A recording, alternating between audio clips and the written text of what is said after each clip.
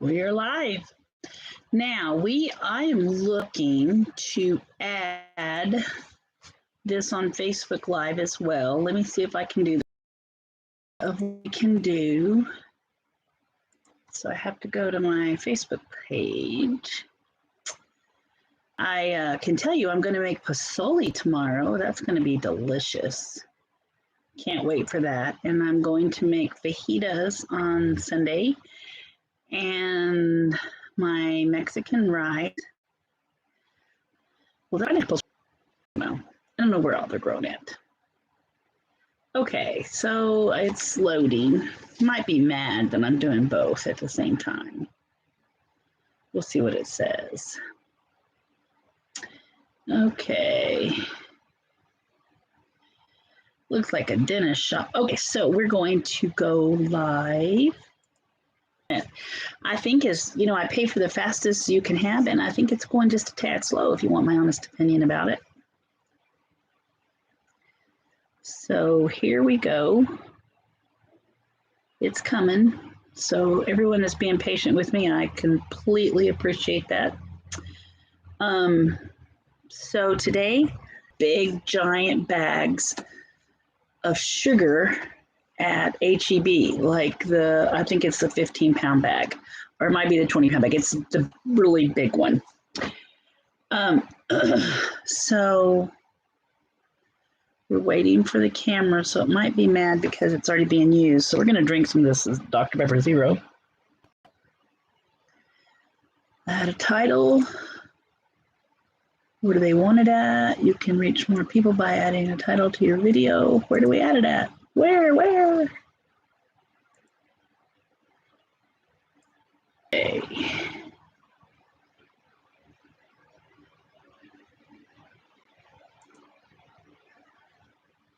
So, there we go. Okay. So we'll hit go live. Go live, because I never could find where to put that. Okay. So now we should be on both on Facebook under my Facebook. So I do believe we're live. Okay, we are. I wanted to talk about Let's Get Prepared tonight. I've been doing excuse me, I got the hiccups. We have been doing family, I'm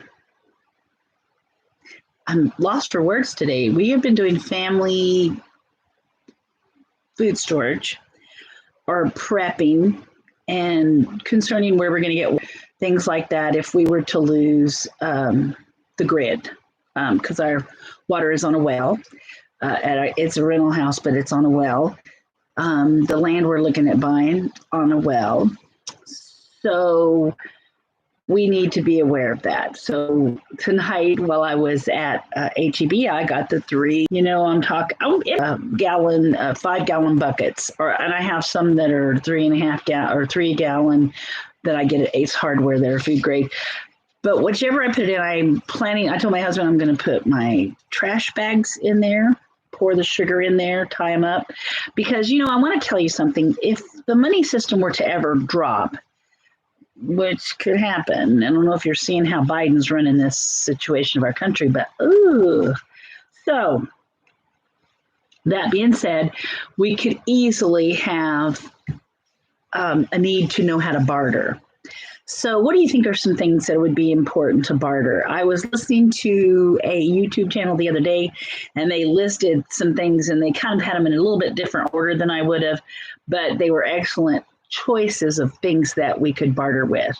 For instance, you're always going to be able to barter with salt, because when you can't get salt and you're cooking whatever you do have available to cook, for instance, I have a lot of pinto beans, I have rice, I have flour to make bread, powdered milk, yeast.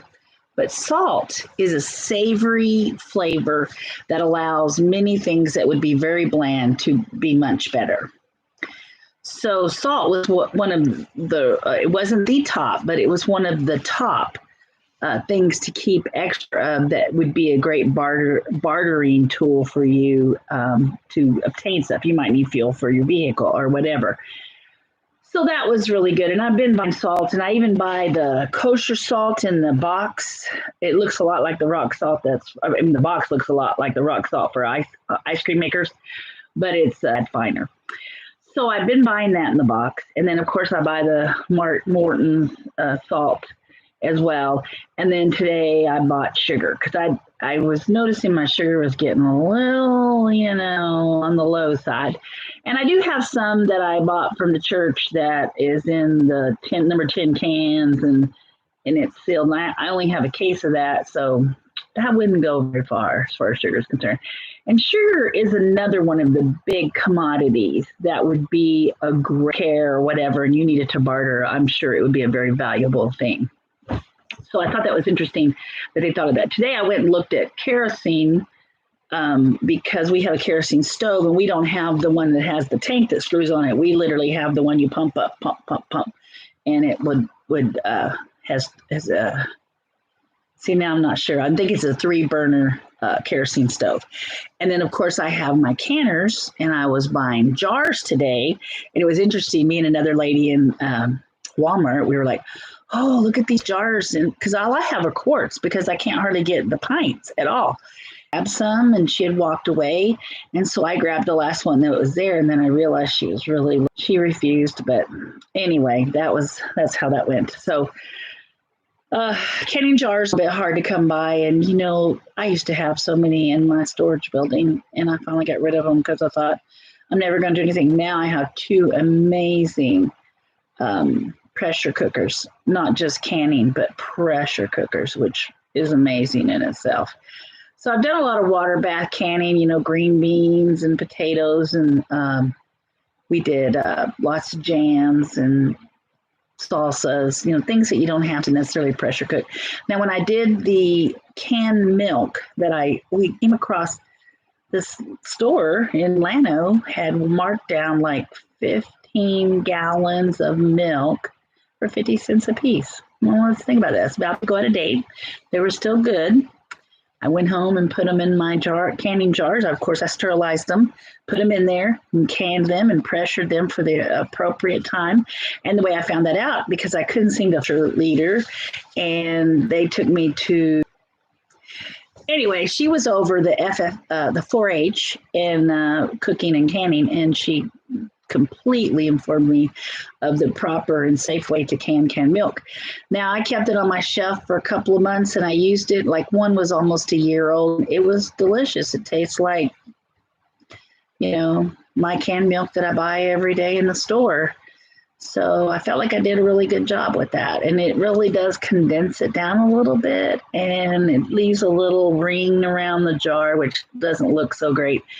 So there's a lot that I need to learn from that. But anyway, so that was something I did. So I just want to just share with you 5 days of Christmas. So today being the 3rd, I've already done the 3rd. I did November the 30th, the 1st, the 2nd, and the 3rd. And tomorrow I'll do the 4th. But I'm doing that from November the 30th because I'm not positive. I'm going to take time to do it online for the 25th.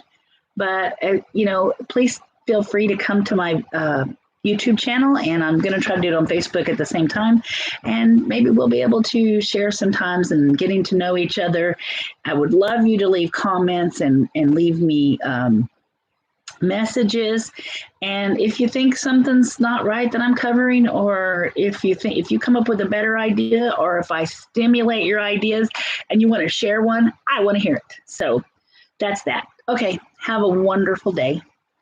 Merry Christmas. I enjoyed being out amongst the throng today of people shopping. Have a great day.